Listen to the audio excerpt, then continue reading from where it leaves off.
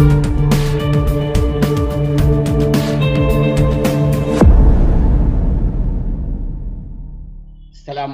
warahmatullahi wabarakatuh.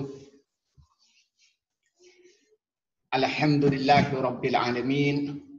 Wassalatu wassalamu ala asrafil anbiya'i wal mursalin. Amma ba'du.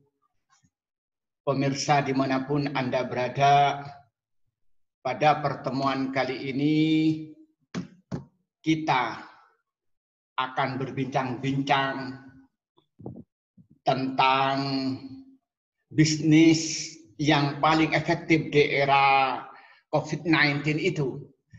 Nah, pada pertemuan kali ini kita sudah mendatangkan Bapak Muhammad Imron pribadi.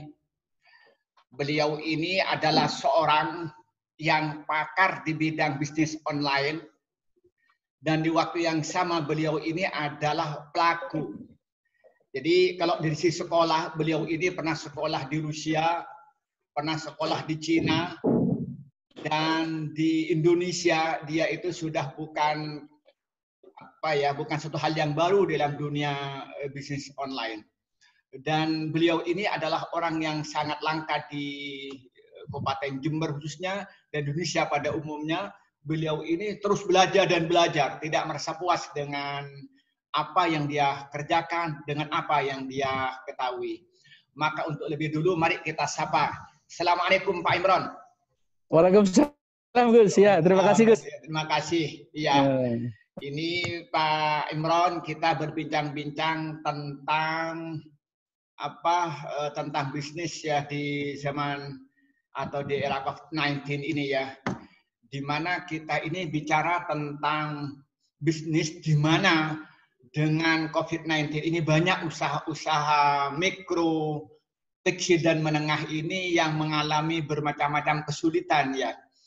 Kenapa? Karena realitasnya mereka tidak bisa secara offline ya.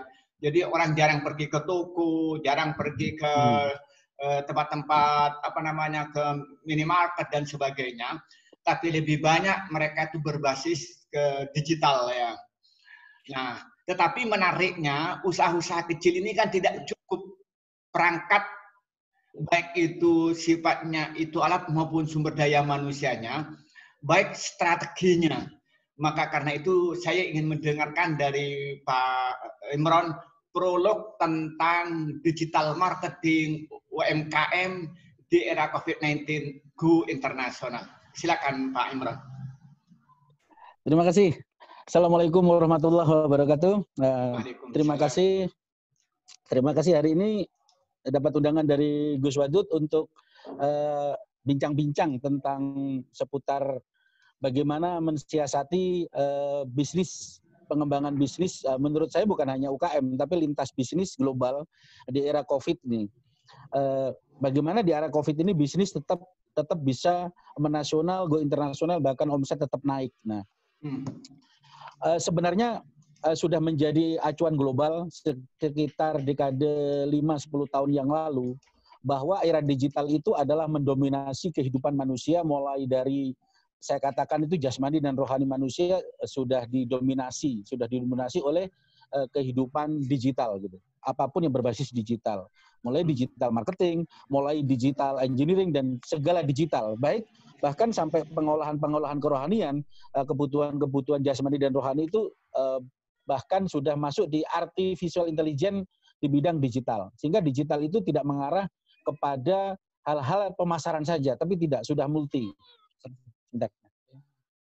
Jadi ini sudah digagas 10-10 tahun yang lalu, dimulai dari 4.0 yang saat ini apalagi eranya sudah mengarah ke beberapa negara, sudah masuk di 5.0, bahkan menyebut 6.0 juga gitu. Sehingga sudah mengarah ke sana. Saat ini juga masih teman-teman secara nasional masih terkungkung di 4.0. 4.0 sebenarnya itu titik awal.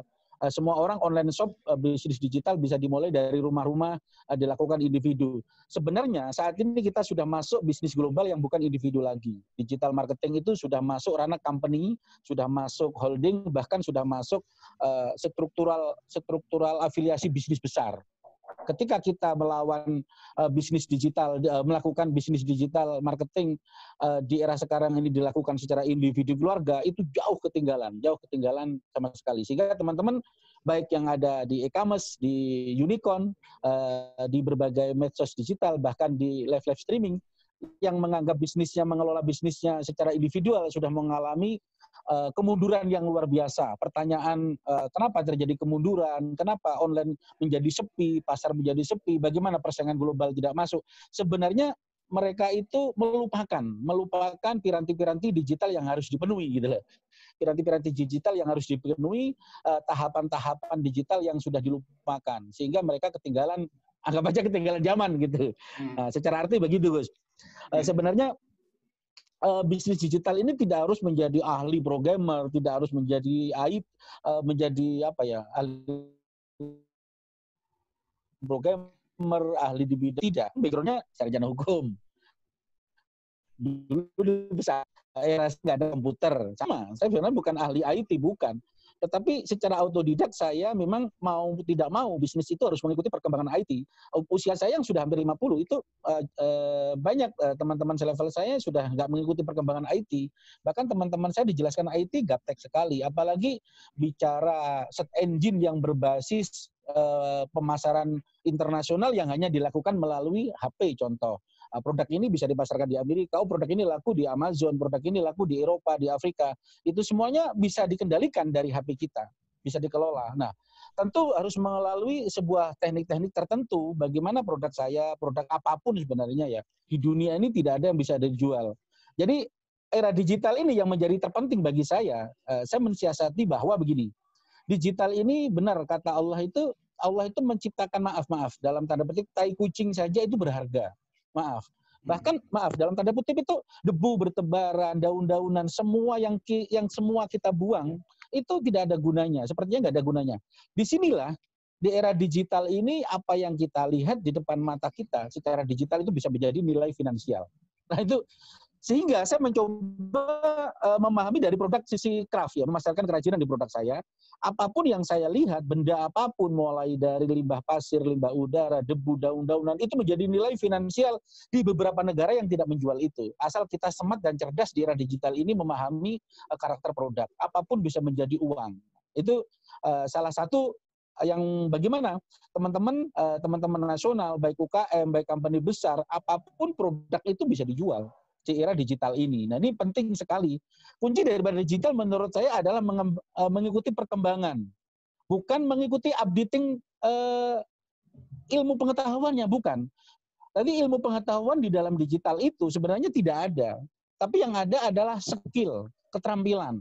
Tapi digital itu adalah seni keterampilan, seni pengalaman, seni empiris, bukan sebuah pengetahuan, bukan. Jangan dianggap sebuah knowledge, sebuah pengetahuan. Ketika digital itu dianggap sebuah pengetahuan, maka hanya ada di otak. Tangan kita ini tidak berbuat sama sekali. Ini yang jadi problem. Teman-teman mengikuti webinar, mengikuti seminar secara nasional, bahkan ke internasional, tetapi tidak dipraktekkan langsung, omong kosong. Ini yang menyebabkan sehingga banyak teman-teman yang lebih hebat, lebih dahsyat dari saya pengetahuan tentang digitalnya, tetapi karena tidak dipraktekkan, maka zonk, bisnisnya nggak masuk. Nah, itu kalah orang yang hanya menguasai satu kata kunci atau satu SEO, atau satu konsep search engine, tapi dilakukan setiap hari, setiap jam, setiap minggunya dimonitor dengan baik, itu jauh lebih hebat daripada kita memahami sebuah knowledge, sebuah pengetahuan tentang digital yang sudah tingkat tinggi misalkan. Itu menurut saya nggak ada gunanya. Jadi kira-kira begitu, Gus. Yang saya sampaikan di ini, Gus ya. Ya, terima kasih. Saya kelihatannya ini sebelum masuk tentang strategi marketing dalam bisnis online, tapi lebih menarik kelihatannya lebih masuk tentang jiwa entrepreneur. Ya. Jadi ya, artinya orang jiwa entrepreneur itu kan bisa melihat semua ini menjadi peluang bisnis, kemudian dimanfaatkan secara maksimal untuk mendapatkan keuntungan ekonomi ya. Jadi yang paling penting berarti adalah jiwa entrepreneur sehingga mampu melihat peluang bisnis dan mampu barang-barang itu menjadi barang sampah menjadi emas kalau bahasa saya. Mungkin begitu Pak Imron. Iya betul Gus, betul sekali ya. Nah, cuman ini masuk tadi ke jasanya Pak Imron. Banyak orang itu secara knowledge ya itu dia punya pengetahuan yang banyak. Mungkin secara formal karena dia kuliah di Fakultas Ekonomi dan Bisnis, atau dia sering mengikuti seminar-seminar, apalagi sekarang ini dengan majunya teknologi Zoom, itu sudah hampir setiap hari ada webinar gitu. Tetapi kan ada yang paling mendasar, orang itu tidak punya nyali, Pak Imron. Bahasa saya tidak punya nyali, tidak punya keberanian untuk melakukan sesuatu apa yang dia ketahui. Bahkan dia itu tidak mempunyai semangat yang tinggi. Jadi dia tidak merasa harus untuk mendapatkannya. Nah, kira-kira bagaimana menurut Pak Imron sebelum kita masuk tentang strategi marketing digital?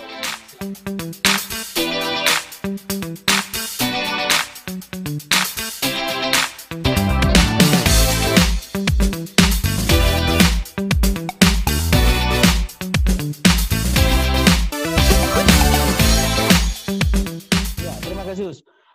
Memang yang jadi masalah, digital itu sesuatu yang abstrak, sesuatu yang tidak kelihatan. Tetapi tanpa disadari, tiba-tiba kita jauh ketinggalan. Jauh ketika kita berkumpul sama sebuah komunitas baru, kita jauh ketinggalan seperti kita hidup di alam berbeda. Begitupun saya mengalami ketika saya pergi ke Singapura, pergi ke beberapa negara. Saya hidup di komunitas saya itu, saya jauh ketinggalan apa yang mereka bicarakan, apa yang saya hadapi dari komunitas itu. Artinya, di situ ada sebuah perbedaan perkembangan yang luar biasa. Nah, begitu juga saya di Jember, tiba-tiba saya di Jakarta. Saya kumpul-kumpul dengan teman-teman yang ahli digital marketing secara internasional. Sepertinya saya jauh sekali, nggak ada apa-apanya. Sepertinya saya orang gunung yang baru turun ke kota, begitu.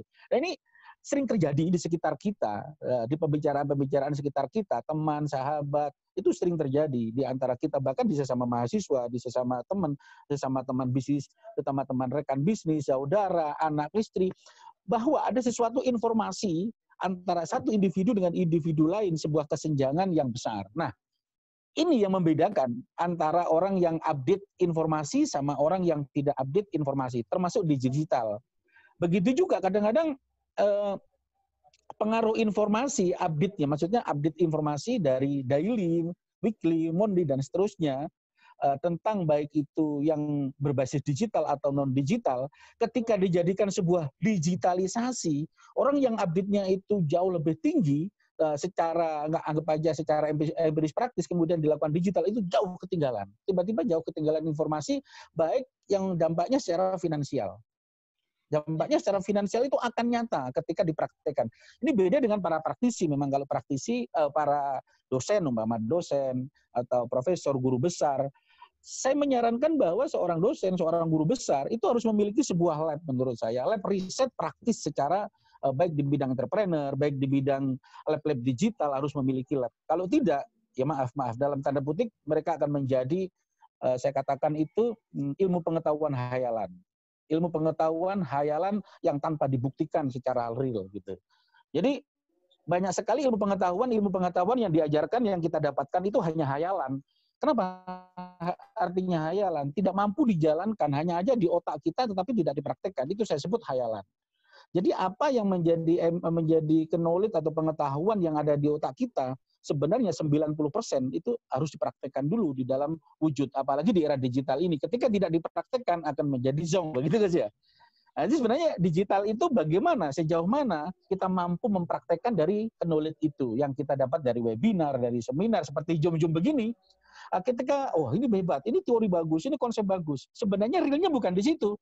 Realnya ayo dipraktekkan, kita buka HP kita buka unicorn kita buka akun medsos kita buka YouTube kita, channel kita, dan semua kita buka, kita isi dengan konten-konten itu. Ini yang terpenting, namanya updating. Nah, soal ada penambahan itu pasti ada, strategi persaingan global. Nah, ini baru strategi berbeda gitu.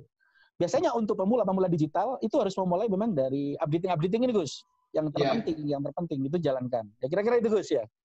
Ya oke. Saya mundur sebelum masuk lebih teknis tentang knowledge ya. Yang dalam teori ilmu pengetahuan ini, yang pertama kita harus membaca atau kita itu mendengarkan. Setelah itu baru melahirkan diskusi. Seperti yang dilakukan pada hari ini, kita diskusi. Karena dari membaca, dia kalau nggak diskusi akan hilang. Dari mendengarkan, kalau nggak diskusi, dia nggak paham. Maka diskusi. Namun diskusi ini setelah selesai, harus ada produk. Dalam dunia pengetahuan itu, dalam produk bisa dalam bentuk tulisan buku, tapi dalam dunia bisnis, dalam dunia itu seni harus terbentuk dalam dunia nyata, dalam usaha. Seperti tadi ada praktek ya. Saya ingin mendengarkan lebih dulu bagaimana pengalaman Pak Imron, contoh yang paling dekat ketika pergi ke Singapura. Bagaimana tentang budaya mereka dalam memahami dunia bisnis yang cenderung sekarang serba online. Saya ingin mendengarkan pengalaman Pak Imron. Ya Gus, terima kasih ya Gus. Dulu saya itu sekolah dari pesantren ya. Saya dari pesantren kemudian saya ngambil S1. Saya sebenarnya ingin mengambil S3. Masih kecil itu saya harus menjadi profesor, doktor sampai S3 itu. Sejak kecil cita-cita saya itu, maka sejak nilai saya harus A. Tidak ada A. Selain A saya nggak mau. Kuliah nilai saya A semua alhamdulillah. Nah, nilai saya sudah A. Dan kuliah saya sempat 3,5 tahun begitu. Di situ saya harus menjadi S3, saya harus menjadi guru besar. Itu sudah harga mati di otak saya. Cita-cita besarnya gitu ya. Cita-cita besar saya di situ. Ternyata di dalam perkembangan setelah saya S1, saya dihadapkan kepada dalam dunia praktek ya. Dalam praktek kemudian saya masuk setelah lulus kuliah saya masuk di dunia bisnis. Saya menjadi karyawan hampir 20 tahun di hampir di 12 perusahaan internasional dan nasional. Di situ saya tercengang. Yang internasional gimana? Pengalaman yang internasional gimana? Saya di internasional masuk di perusahaan forwarding Asia Pasifik, itu perusahaan yang ada di Singapura. Itu menjadi marketing trading internasional, memasarkan produk-produk dari Cina ke Indonesia. Jadi produk-produk dari Cina ke Indonesia itu salah satunya saya ya, tim yang memasarkan. Produk yang mulai mainan semuanya itu. Di situ saya secara nasional tersinggung. Kalau begini bangsa saya dimasuki sampah gitu. Akhirnya di situ itu pekerjaan hampir 5 tahun lebih ya. Ya secara nasional barang dari Cina itu saya grojok di sini yang berbau plastik lah macam-macamnya begitu. Saya masarkan di sana dengan skala kontainer besar. Sehingga saya mendistribusikan dari kota ke kota, itu bidang saya di situ. Itu perusahaan global yang ada di Singapura. Kemudian kalau perusahaan lokal, saya pernah di gudang garam, menjadi marketing gudang garam, pernah di Kacang Garuda, pernah di Arminum Club, dan banyak sekali pernah di perusahaan-perusahaan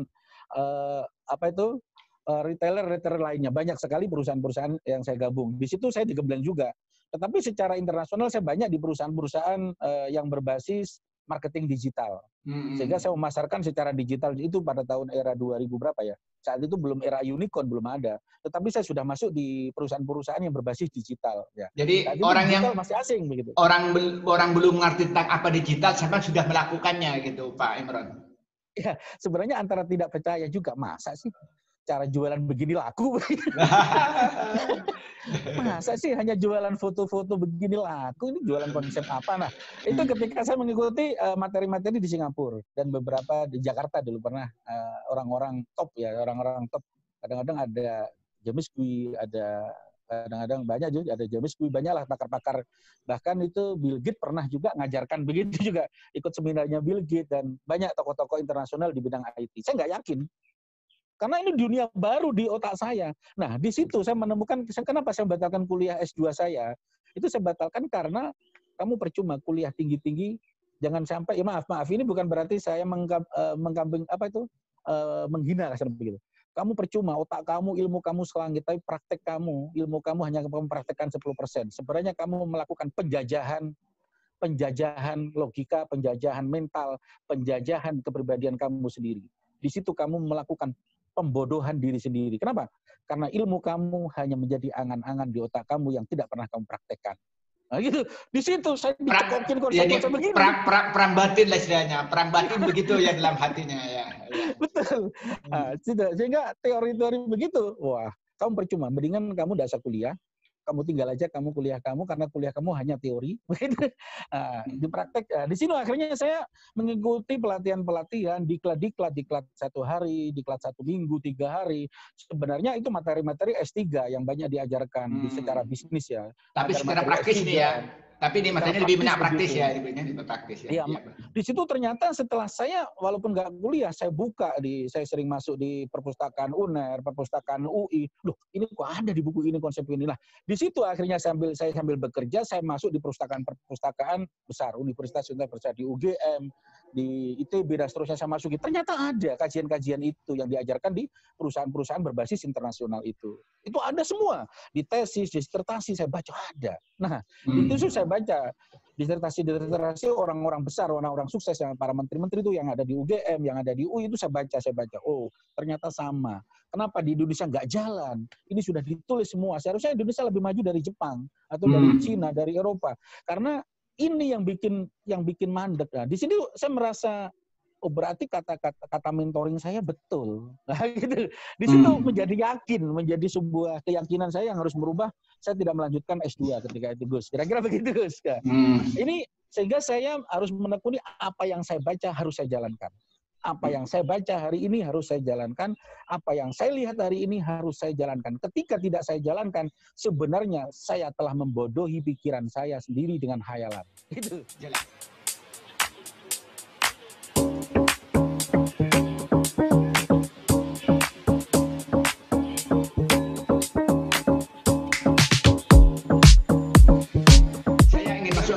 Ya, terima kasih. Saya ingin masuk kepada materi ya tentang digital marketing. Kalau kita bicara secara makro, apa konsep dasar tentang digital marketing itu? Ya, secara makro, digital marketing itu adalah habit, saya katakan.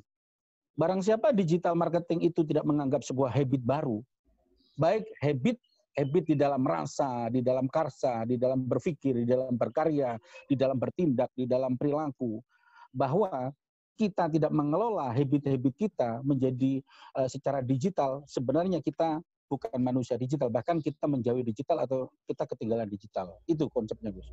Artinya apa? Contoh, di dunia dakwah kita menjadi seorang mubalik, seorang ketika, maka kita harus bagaimana mampu menguasai digital. Ketika kita menjadi seorang petani, bagaimana kita menjadi petani digital yang harus mampu memasarkan hasil pertanian kita secara internasional dengan secara digital. Kita tidak butuh broker lagi, makelar lagi, dan seterusnya. Pedagang sapi, pedagang kambing, saya lihat jalan-jalan di Thailand. Bagaimana petani itu megang laptop, langsung memasarkan hasil pertaniannya, masuk ke Indonesia, ke Thailand. Mereka petani langsung memasarkan produknya secara langsung di internasional. Saya salut sekali. Itu contoh yang kalau kita jalan-jalan di Thailand, petani banyak bawa laptop, Gus. Jadi mengalahkan dosen kalau begitu. Itu ada di Thailand, itu petani bawa laptop langsung memasarkan produknya. Jadi produknya itu di streaming, di live streaming, dipasarkan di Zoom, ditawarkan. Wah, ini canggih itu. Nah, itu salah satunya. Kalau apalagi di beberapa negara, saya hanya sekitar Asia ya, beberapa negara itu. Kalau di Cina sudah beberapa kali, wah di Cina lebih gila lagi. Di Cina itu apa itu yang menjadi pengetahuan, apa ketika hari ini mendapat orang sukses apa yang disampaikan, dia langsung sibuk-sibuk mempraktekkannya itu. Mempraktekkan apa yang didengarkan hari ini dan kemudian langsung dipraktekkan. Itu orang-orang yang ada di Cina itu lebih langsung. Dia ingin menjadi knowledge harus secepatnya menjadi empiris gitu. Ilmu pengetahuan orang lain harus menjadi empiris dirinya sendiri. Nah, itu orang di Cina itu menjadi habit budaya. Dan kemudian dilakukan secara digital.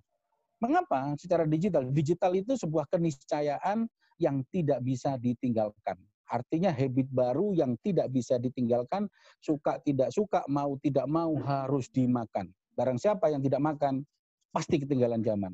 Karena digital ini akan hidup 250 tahun ke depan. Itu diramal oleh pakar-pakar digital. Barang siapa meninggalkannya, pasti akan ketinggalan zaman. Siapapun orangnya.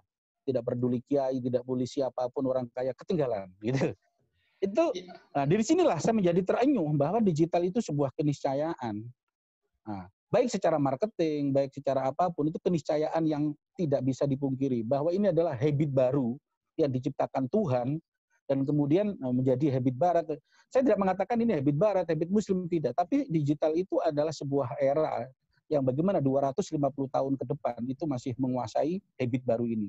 Dan ini harus, apalagi kita sebagai generasi muslim, generasi santri, mahasiswa, harus dimakan bola ini 100%. Gitu, kira-kira begitu. Ya, oke. Sebelum saya masuk ke dunia bisnis, saya ingin masuk begini. Kita dengan masuk revolusi industri 4.0 itu kan intinya digitalize. Yang terutama ketika COVID-19 ini kan perilaku masyarakat sangat digital ya. Ada pengaji pakai digital, bahkan istighosah ya, atau laku-laku religius itu berperilaku itu ngaji online, komunikasi online ya. Belum lagi yang sifatnya pengajian-pengajian online, apalagi dengan ditemukannya Zoom ya. setiap hari ketemu dengan webinar dan sebagainya. Ini apa menurut Pak Imron untuk orang-orang perilaku pada umumnya tadi, bukan hanya pelaku bisnis, juga pelaku dakwah, kemudian tadi itu pelaku pembina-pembina kemasyarakatan dan sebagainya. Itu bagaimana untuk menjelaskannya? Ya. Jadi sebenarnya virus corona ini adalah menurut saya hidayah dari Allah yang luar biasa bagi orang yang berpikir, guys. Tidak ada semuanya ciptaan Allah itu sia-sia. Makhluk hada batila. Betul, guys.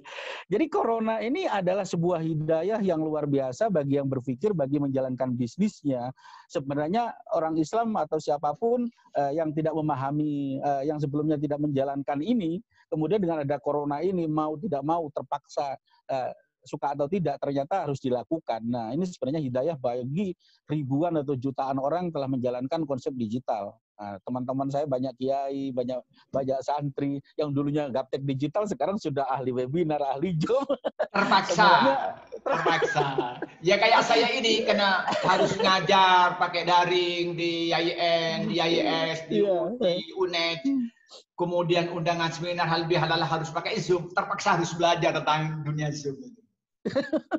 Jadi ini banyak sekarang teman-teman semuanya sudah paham digital. Nah, ini adalah sebuah habit baru yang ditanamkan di dalam PBS kita, pikiran bawah sadar kita.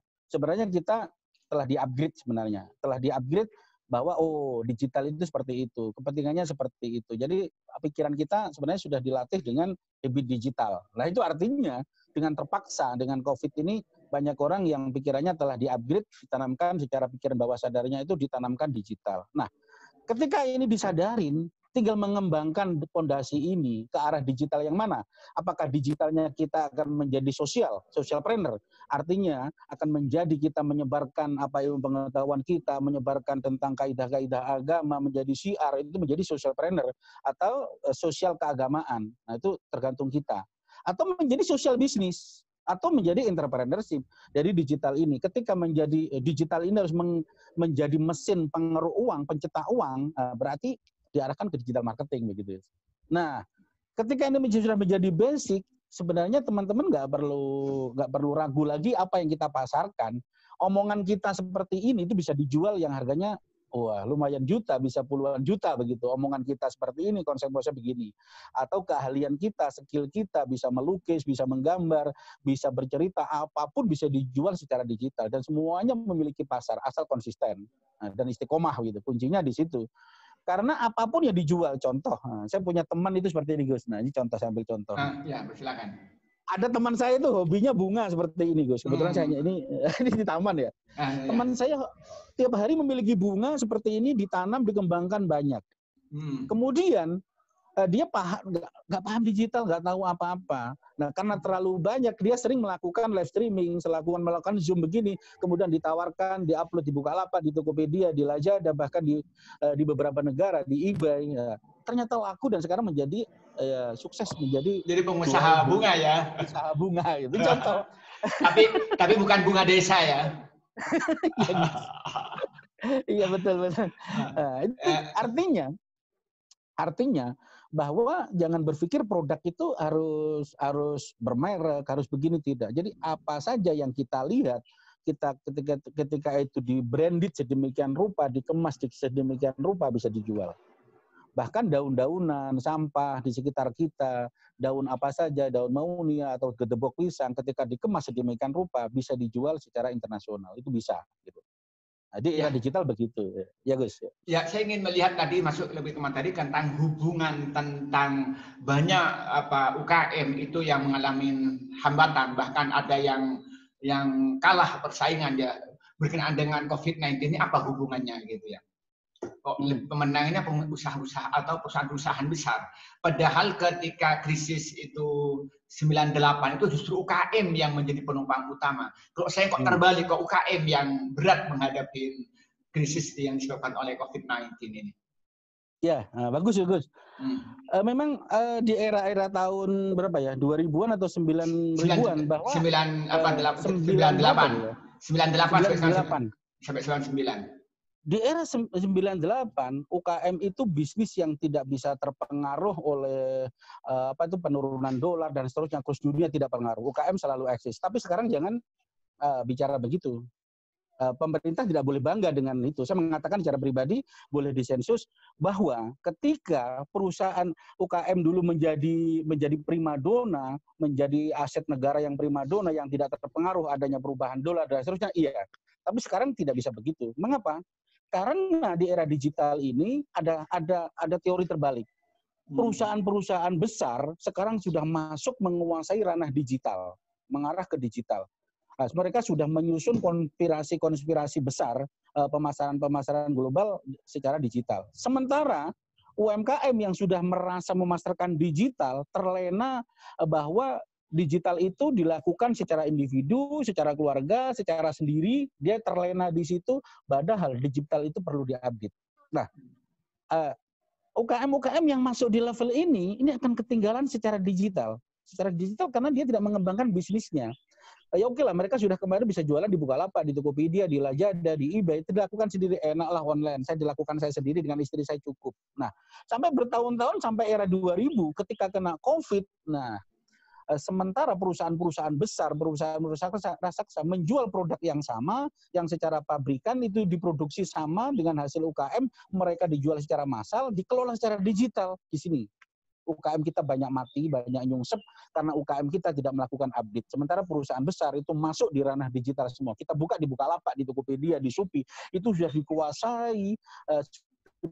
dikuasai konglomerat lagi. Ini sangat ironis bagi UKM nasional yang dulu e-commerce itu menjadi lahan dan kebanggaan UMKM, sekarang tidak lagi. E-commerce unicorn besar-besar itu sudah menjadi area jajahan, area peperangan harga oleh perusahaan-perusahaan besar dan broker-broker besar, investor besar yang masuk di pemasaran global. Nah, di sini UKM menjadi terjepit.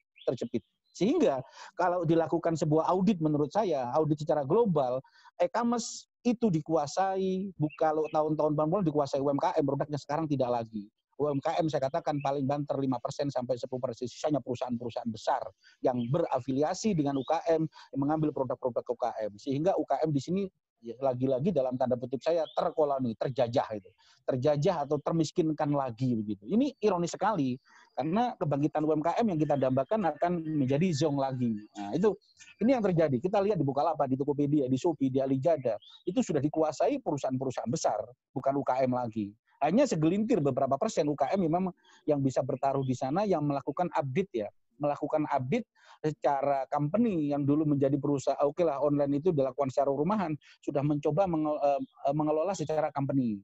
Nah, artinya sudah secara company, secara perusahaan dikelola. Artinya tidak harus menjadi PT, CV tidak. Secara manajemen mereka sudah menggunakan karyawan, sudah menggunakan tim, sudah menggunakan konsep, sudah menggunakan strategi dan sistem di segala bidangnya. Sehingga sistem-sistem perusahaan besar diterapkan di perusahaan yang UKM yang berbasis keluarga ini. Nah, ini teman-teman UKM kadang-kadang enggan merekrut karyawan, membentuk divisi, baik divisi itu divisi HRD, divisi akunting, mereka enggan karena terlena dilakukan sendiri. Sementara perusahaan besar, company dan konglomerat itu masuk di ranah digital dengan konsep yang lebih canggih dan sistem yang lebih kuat. Nah, UKM terjajah lagi di sini. Nah, itu Gus, ini yang ironis sekali. Nah, bisa lah, saya yakin di Bukalapak, di Tokopedia, di Lazada, di semua marketplace, unicorn, e-commerce, itu UKM nasional.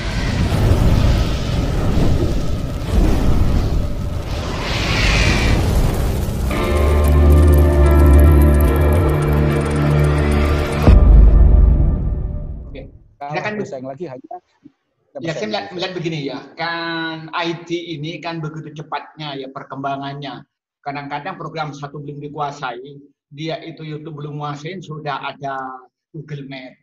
Google Map belum kuasain, sudah ada Zoom, gitu. Contoh sederhana begitu.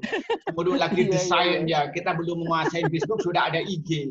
IG belum menguasain, sudah ada Line dan sebagainya. Nah, saya melihat investasi IT itu sangat tinggi, baik IT dengan beli itu programnya, atau beli sumber daya manusianya. Ini kan menjadi problem. Sementara UKM ini untuk membiayai biaya IT tadi, baik secara SDM-nya atau alatnya, belum lagi nyiwa biaya apa namanya itu. Coba saya di Jember misalnya itu kalau nyiwa Zoom itu beli yang $200. Berarti itu kan satu Ya, bulan kan sekitar 3 juta mahal lah ya. sekali. 3 3 juta juta ya. ya. Iya. Mm-mm. Untunglah saya beli yang tidak segitu mahalnya ya Zoom Ya. saya gitu lah. Ini Iya, kan iya. belum lagi kita bayar misalnya tenaga IT. Tenaga IT itu di sekitar kita, umpamanya di Jember, Lumajang. Ini kalau orang yang baca buku banyak, tapi yang Hmm. praktis yang menguasai ini tidak gampang. Karena kalau ada Hmm. orang pintar sedikit direbut, istilah saya dibajak itu. Dibajak ya. Ya, Iya, guys. saya ini di Lumajang, di Syarifuddin. Ini saya harus membajak tenaga IT di Probolinggo. Dan kami menyiapkan fasilitas-fasilitas yang tidak diberikan pada dosen yang lain dalam rangka untuk mengejar ketertinggalan IT. Tapi ketika saya membandingkan dengan perguruan tinggi lain, itu sudah ketinggalan. Padahal punya saya ini IT-nya sudah kandidat doktor. Gitu. Dan dia itu orang yang tekun dan fokus. Wah, itu gimana itu solusinya Pak Imran melihat realitas itu? Itu ada solusi di bidang yang paling enak di digital itu ketika kita ketinggalan informasi jauh yang ketinggalan umpama bumi dan langit, di digital itu bisa diselesaikan dalam waktu menurut saya 1, 2, 3 hari itu bisa diselesaikan dengan cepat. Nah, sebenarnya bisa diselesaikan sangat cepat. Beda dengan dunia offline yang tidak mungkin diselesaikan dengan begitu cepat. Namanya digital, kita ketinggalan 1000 langkah itu bisa ditempuh 1, 2, 3 hari sebenarnya, Gus. Contoh begini. Iya. Ketika mengenai informasi updating peralatan-peralatan digital yang mahal, itu kalau diikutin, kita akan terobsesi di sana dan kita mengalami kemunduran. Ini saya saja. Contoh, hari ini ada namanya SEO, Search Engine, aplikasi Search Engine yang harganya itu miliaran. Aplikasi Search Engine marketing harganya miliaran, saya katakan. Wih, ratusan miliar gitu. Secara ekonomi, kalau ini diterangkan ke UKM, tidak akan beli. Nah, kemudian UKM yang sekarang HP sudah canggih-canggih, RAM 12 GB, RAM 16 GB. Bagaimana mau saya bersaing dengan online, RAM saya cuma 2 GB. Nah, akhirnya dia nggak memulai online lagi. Karena teman-teman RAM-nya sudah HP-nya tinggi-tinggi, pasti saya kalah lah. Nah, sudah minder duluan, iya, belum bertarung. Dulu. Nah, ini ada tips saya khusus tentang bagaimana mensiasati ini walaupun RAM-nya 1 GB, RAM-nya 2 GB mampu bersaing dengan RAM 12. Itu bisa. RAM 12, RAM 6, atau RAM-RAM lebih tinggi lagi, atau HP-HP lebih tinggi lagi. Atau mereka, saya katakan lagi, ada orang marketing, saya kalah marketing, mereka sudah bayar FB Ad, bayar Canvas, bayar SEO, bayar Google, bayar traffic, bayar server yang nilainya ratusan juta, bahkan miliar. Bagaimana saya UMKM kecil mampu bersaing menghadapi mereka? Nah, begitu. Itu banyak sekali, bahkan ribuan, saya katakan jutaan. Mereka down lagi, sehingga nggak memulai bisnis lagi di bidang digital, mengurangi. Ini membahayakan. Nah, ada solusi yang tepat. Itu walaupun RAM-nya 1 GB mereka dilakukan sendiri. Kelemahan digital, secanggih-canggihnya program yang termahal itu updating SEO, search engine marketing dan seterusnya itu yang harganya mahal. Ingat, digital itu selalu ada KW-nya. Nah, gitu ya. Selalu ada KW-nya. Harga yang murah. Ya. Ada tiruannya yang murah gitu ya. Iya, digital itu selalu ada aplikasi KW. Pertama, itu harus dimanfaatkan aplikasi KW. Yang pertama, kita harus cermat, harus cerdas di sini. Yang kemudian digital itu selalu ada trial. Nah, trial. Barang siapa yang mampu memanfaatkan produk KW, pertama, itu akan menjadi penguasa digital. Barang siapa yang mampu menguasai teknologi trial, Zoom seperti ini trial, kalau dia melakukan trafficnya tinggi dengan Zoom, dengan aplikasi trial, maka itu bisa dikasih free oleh Zoom. Karena kita mempromosikan Zoom. Ini contoh begitu. Nah, pengalaman saya dulunya pakai yang trial ya, yang 40 menit, ya, 40 menit itu. Tapi lama-lama saya harus beli yang mahal juga gitu untuk perkembangan. Karena harus diskusi seperti dengan Pak Imran ini 3 jam, 2 jam, atau saya webinar kayak besok itu saya itu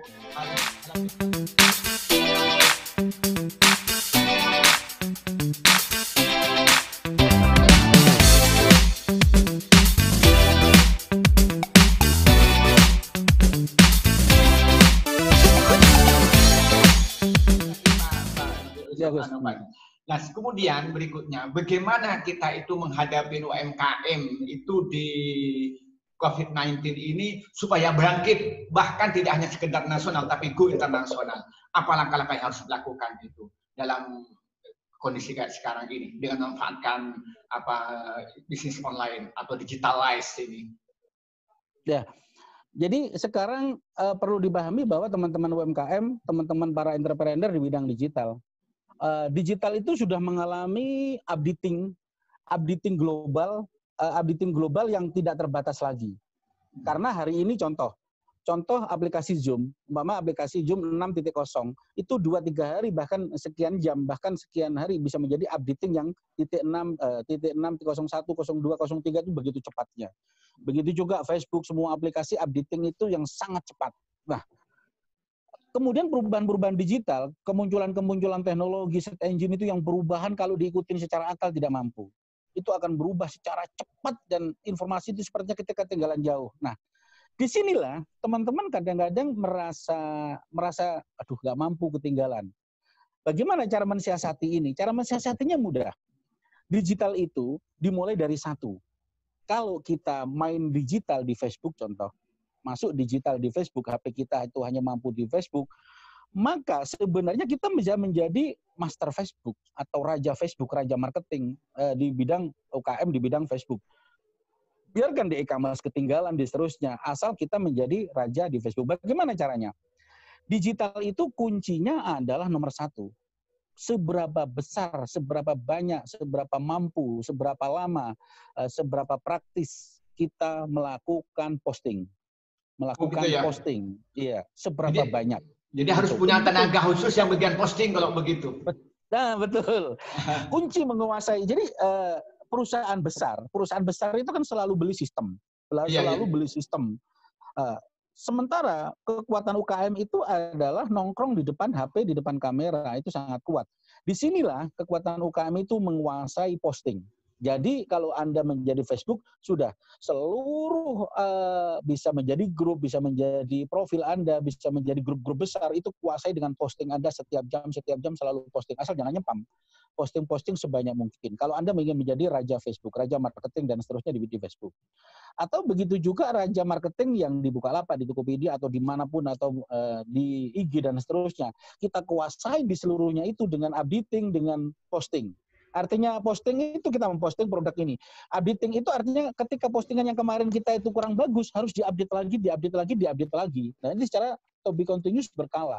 Ini teman-teman bisa melakukan dengan cepat ya, bisa mengikuti dan tidak akan ketinggalan dari proses ini.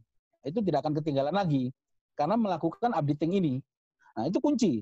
Seberapa besar kita menguasai kekuatan posting, yang pertama, seberapa besar kita mampu melakukan updating. Nah, contoh, Gus Wadud memiliki channel di YouTube. Bagaimana agar channelnya Gus Wadud ini mampu mengalahkan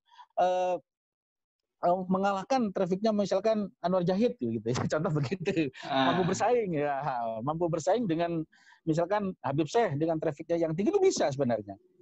Sebenarnya bisa. Nah, di situ artinya perlu di-updating, perlu di-cloning kata kunci yang digunakan Habib Syekh umpama. Itu digunakan di miliknya Gus Wadud. Begitu juga di IG, itu hashtagnya bisa di-copy, hashtagnya bisa dibajak. Kalau Anda idolanya contoh, di bidang umpama ini di bidang entrepreneur, di bidang dakwah, mencari traffic dari Google, dari YouTube. Mencari uang dari traffic. Yang kita cari saat ini yang lagi viral, Ustadz Abu Somad. Trafiknya luar biasa. Nah, para dai-dai pemula atau siapapun itu bisa mengambil kata kunci Abu Somad dipakai di channel YouTube kita. Abdul Somad. Itu bisa di-copy dari judulnya, dari kata kuncinya, dari hashtagnya. Ketika diambil, ketika orang mengetik itu milik kita, ikut di bawahnya. Ikut di belakangnya itu. Dompleng tenar. Dompleng tenar. Nah, ini kita jangan rasa ini copy paste, bukan. Nah, ketika milik kita naik rating, baru kita munculkan jati diri kita secara pelan-pelan. Yang copy paste dari Habib Syekh kita hapus, kita updating dengan menjadi karakter kita secara pelan-pelan. Contoh begitu. Begitu juga di digital marketing. Kalau memasarkan produk saya kok kalah dengan produk pabrikan yang harganya sangat tinggi. Maka kita harus rajin-rajin mengambil copy paste daripada kata kunci, keywordnya itu, kata kunci, judulnya, hashtagnya, kita copy di lapak kita. Judulnya kita ikutin di lapak-lapak yang terkenal kita ikutin. Maka ketika pelanggan dari lapak-lapak yang terkenal itu menulis kata kunci itu, milik kita bisa ikut di sana. Ini sebenarnya mudah. Kalau ini dilakukan, ini akan bisa. Kita bisa membidik secara internasional kata kunci. Memang kata kuncinya sudah menggunakan bahasa Jerman, bahasa yang ada di dunia. Memang di dunia ada 500 bahasa. Bagaimana kita menggunakan hashtag 500 bahasa? Apakah UKM, apakah kita semua sudah, kalau Gus Badut mau terkenal di Afrika dan seterusnya, maka ceramahnya itu harus dikasih hashtag bahasa Afrika sana, Gus. Kalau Gus Badut ceramahnya mau terkenal di Amerika, begitu, maka harus menggunakan hashtag bahasa Amerika, begitu. Saya kalau pakai bahasa Afrika takut diundang terus dinikahkan di Afrika. Itu. Nah ini cara-cara yang termurah daripada kita beli aplikasi, sistem atau search engine yang harganya iklan-iklan yang harganya berbayar ratusan juta sampai miliaran. Mendingan kalau kita masih kecil, kita melakukan namanya cloning dari usaha-usaha besar. Nah ini harus dilakukan terus. Memang kita menyukai produknya siapa yang terkenal, atau artis siapa yang terkenal, atau ustadz siapa yang bersinar, dan bisnis kita sama dengan dia. Itu harus kita cloning semua dari situ. Artinya jangan 100% kita nanti kena spam gitu loh. Artinya tetap diedit sedemikian rupa, baik itu kata kuncinya, baik itu hashtagnya. Tapi kita bisa nyambung di sana. Nah, cara ini adalah cara yang paling efektif untuk menguasai search engine di digital. Digital itu sebenarnya bukan sebuah teori, sebuah harga mahal, tetapi sebenarnya digital itu adalah seberapa besar kita melakukan search engine itu bergerak, seberapa besar kita melakukan posting, dan postingan kita itu harus diadaptasikan dengan search engine trafficnya orang-orang besar. Maka miliknya trafficnya orang besar itu harus kita copy, mulai dari kata kunci, mulai dari hashtag, mulai dari copywriting-nya itu harus kita copy di lapak-lapak kita. Lapak-lapak besar itu harus kita copy semuanya. Ingat, saya di bisnis online saya juga begitu. Saya pernah mengcopy, saya kasih lapak saya itu menjadi go internasional, karena di lapak saya membuat hashtag 350 bahasa di dunia ini saya jadikan kata kunci. Contoh, ketika saya menjual tasbih umpama, sebenarnya orang Amerika menyebut tasbih itu apa sih? Istilahnya di sana. Nah ini saya jadikan hashtag gitu. Saya jadikan kata kunci di Amerika. Nah, dan kemudian orang Afrika, orang Eropa menyebut tasbih itu apa sih? Itu saya jadikan hashtag di sana dengan bahasa-bahasa yang ada di Eropa. Bahasa di Eropa ada berapa sih? Apa sih? Nah, itu kan bisa diterjemahkan di Google dan menjadi hashtag kita. Ketika ini jadikan kita hashtag, mau tidak mau produk kita, orang Afrika ngetik, orang Eropa ngetik, produk kita ada di sana. Muncul dengan sendirinya ya? Muncul dengan sendirinya karena kita telah menggunakan keyword atau hashtag atau copywriting-nya kita bagus. Sebenarnya ini permainannya. Permainan digital itu bukan sejauh mana kita beli server besar, iklan besar, itu bukan. Kunci awal adalah bagaimana kata kunci kita itu bisa kata kunci internasional yang dipakai. Itu yang pertama. Tip yang sangat hebat kalau di dunia ini, contoh, ada 500 negara. Umpama ada 500 negara, berarti kan ada 500 bahasa. Kalau perjualan kita mau laku, maka harus dijadikan kata kuncinya itu 500 negara. Copywriting-nya harus di-copy menjadi 500 copywriting 500 negara. Begitu juga hashtag-nya harus menjadi 500 hashtag di bahasa-bahasa itu. Dan kemudian itu di-build up. Di mana? Di YouTube kita, di Facebook kita, di IG kita, di tempat marketplace kita. Mau tidak mau, walaupun kita iklannya dibuka lapak karena kita sudah mencantumkan hashtag atau keyword-keyword internasional, orang yang dari Eropa sana ngetik, muncul buka lapak kita di sana. Nah, di situ orang itu bisa menghubungi kita karena di situ ada jejak digital kita yang kita tinggalkan begitu. Nah, ini kunci yang mendasar. Kita sebenarnya nggak perlu bahasa, nggak perlu beli iklan yang harganya ratusan juta sampai miliaran. Dengan pola ini kita memiliki tim, tetap ada tim karyawan 1 atau maksimal 5, 3 sampai 5 sudah bisa melakukan updating go internasional dari rumah kita walaupun HP kita RAM-nya 2 GB. Itu bisa.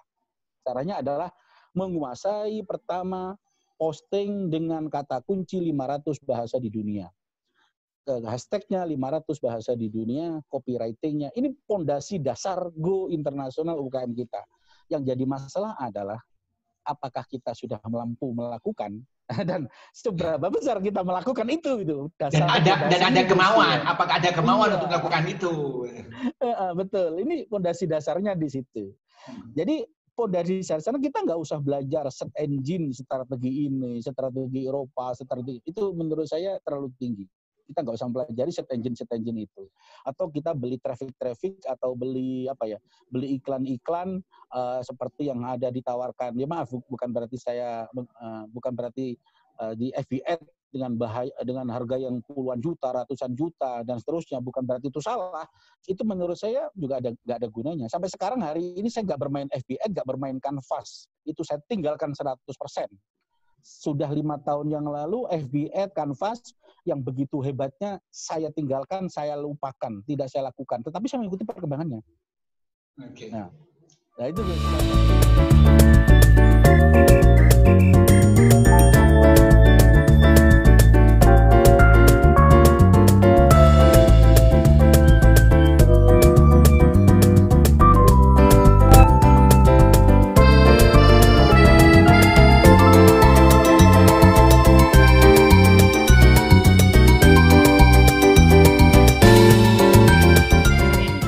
Lakukan cloning begitu ya.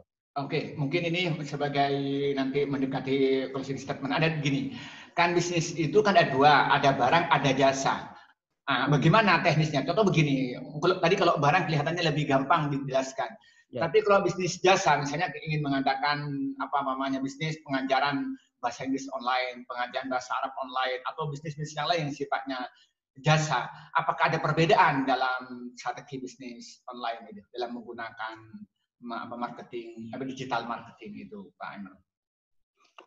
Nah ini, antara jasa dan produk praktis di digital itu tidak ada perbedaan. Saya katakan produk jadi dan produk jasa ketika didigitalkan itu semuanya menjadi jasa. Gitu ya? Jadi produk kita, saya jualan umpama tasbih dari benda, setelah saya digitalkan itu menjadi abstrak, bukan benda lagi, jasa. Karena saya jualan foto sudah. Saya jual foto. Yang saya jual konten gitu. Yang saya jual konten bukan bendanya sebenarnya. Tetapi sama dengan orang menjual asuransi. Yang dijual asuransi kan kata-katanya dan seterusnya. Ketika diketik menjadi digital sama. Kontennya adalah foto, kata-kata lagi. Nah, jadi sebenarnya nggak ada semua. Jadi menjadi abstrak semua di digital itu karena orang digital kan tidak melihat bendanya langsung.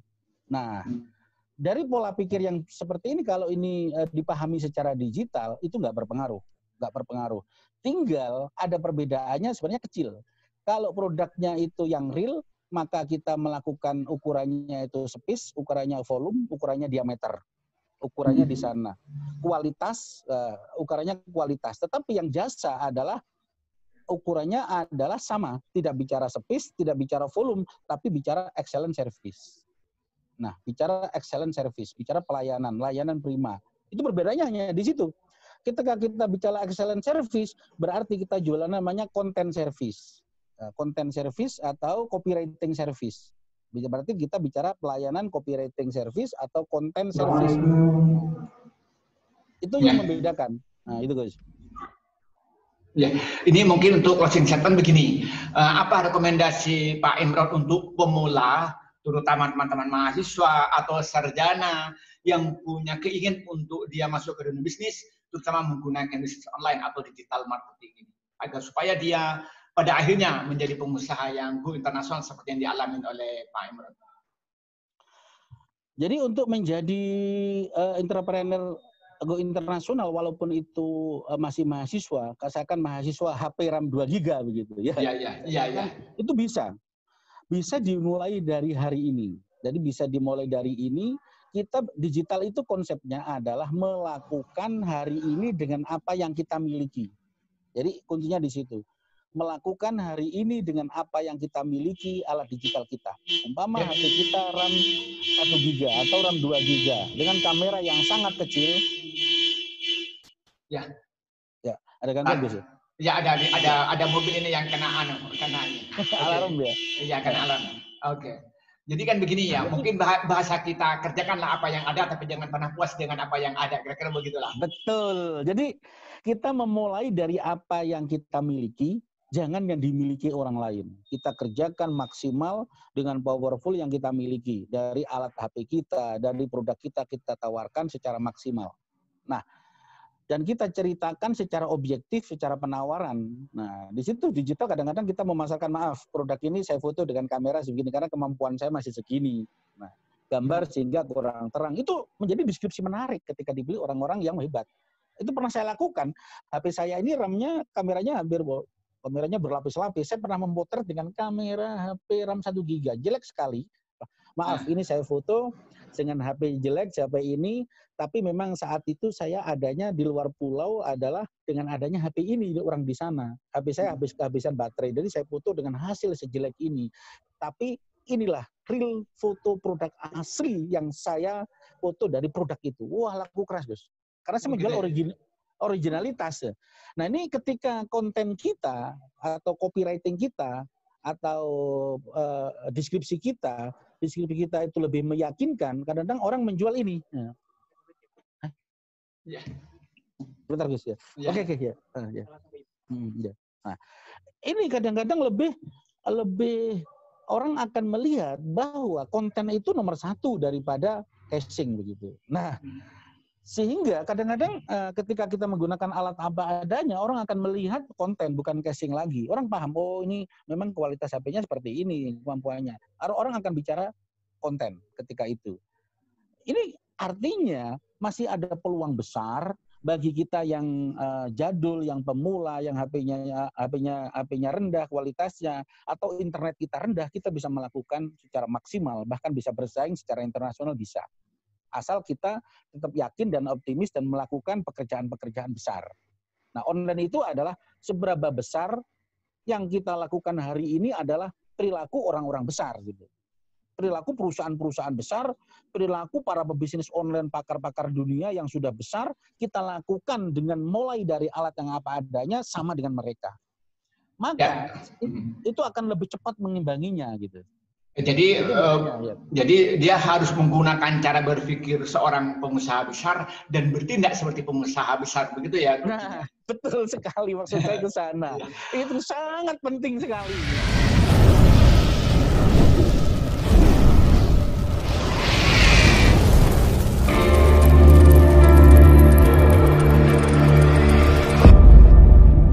Begini Pak Imron, kadang-kadang Bapak sudah minder, dia karena dia misalnya karena tidak punya kemampuan bidang bisnis, atau karena tidak punya mentor, atau karena dengan alasan yang lain. Untuk closing statement, apa rekomendasi Pak Imron, terutama zaman sekarang ini kan lebih banyak orang mencari pekerjaan daripada menciptakan pekerjaan.